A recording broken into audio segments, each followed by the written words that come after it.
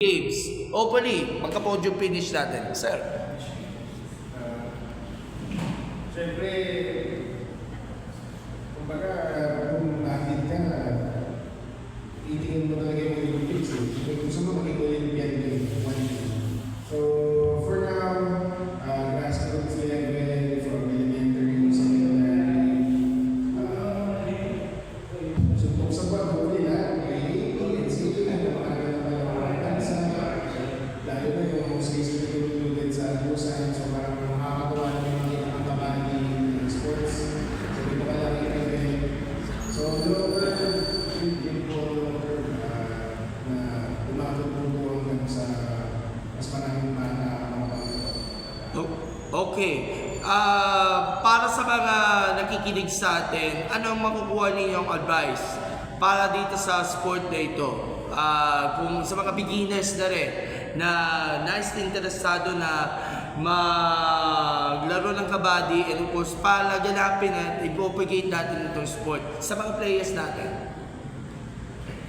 For me, yung kabady is for all kind of people, like in any gender, pwede. And kung sa tingin mo, mayaman ka, or middle class, or may open shop for all, so you can try with walking, you can contact the federation, the coaches, or the section, or the president. You can go straight for us. Then I can say to you na you can learn a lot from the sports. Hindi lang siya physically, but also it will help you mentally. So kasi yung it's a mind games din siya. Yun lang. Okay, coach, advice niyo po sa ating mga beginners. Kagaya sinabi ni Coach Mark, pang lahat talaga siya. I said it earlier. It's all of the sports combined. Contact sport, may ka sa track, may ka sa swimming, sa chess, sa yoga, all of that. The best po talaga yung kabang. And of course, kasama yung techniques, strategy, ano gagawin yung radio, ano gagawin pupunta sa mga opponents. Okay, so kung wala nang tatanong, mga kasama, okay na? Then, yan. So, palapakan po natin. Thank you so much sa Philippine Kabady Federation sa pagtanggap sa amin, sa TOPS, na mag-guest po namin sa ating weekly session. At of course, para mas lalo pang maipakilala pa lalo yung ating sport. So, isa-isa, baka may gusto kayong mga parting statements or closing remarks at pasasalamat. Unahin natin si Coach. Gusto ko mag-thank you sa lahat. Thank you for giving us the time. Thank you din po kay Coach Mitch sa buong Philippine Kabady Federation. And thank you din po sa coach namin sa Tagatanawan, si Coach Lem. Okay. First of all, thank you po sa TOPS sa pag-invite sa amin to promote the sports. Also, thank you for the federation na nagbigay ng naniwala to play for them and to coach the future kids to be mga players for them. Okay. Ikaw muna. Closing remarks. I think everything is all the same with this. I'm thankful now we had a platform to, of course, promote the sport and talk about it. And we hope this helps us to spread the word about kabady. Okay, si Deputy Secretary General muna. So thank you sa opportunity. First of all, dun sa president namin, si Sir Edison Alores, kasi he was the one who approached us and asked help if we can, yung tulungan namin siya na mapalago yung kabady. Kasi he was the first person na naging contact ng Indian Nationals natin. So we helped him and here we are. So we are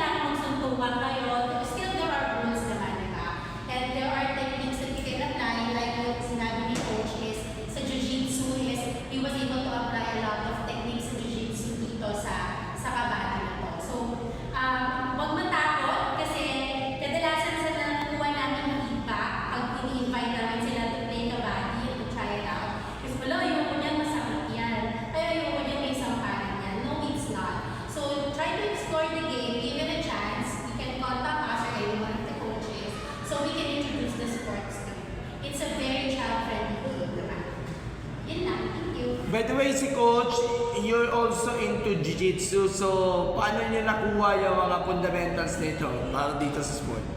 More on grappling, one of the takedowns, holds, bawal kasi bilhin. Pero there's a technique sa bilhin na pwede natin gawin about.